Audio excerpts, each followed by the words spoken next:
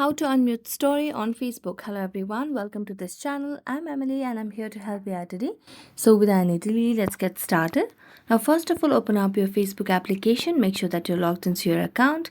Then tap on the three lines over here. Then tap on the settings or the gear icon over here. Then scroll down to your audience and visibility. So here you can see the option of stories. So just tap on stories. And under stories, you can see different options from story privacy to story sharing options to story archive and stories you have muted.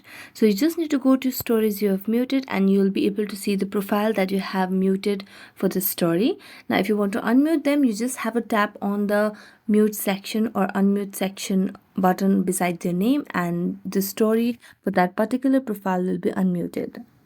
So thank you so much for watching this video. If you enjoyed watching it, don't forget to like, subscribe and hit the bell notification for more updates. That's it for today and see you next time.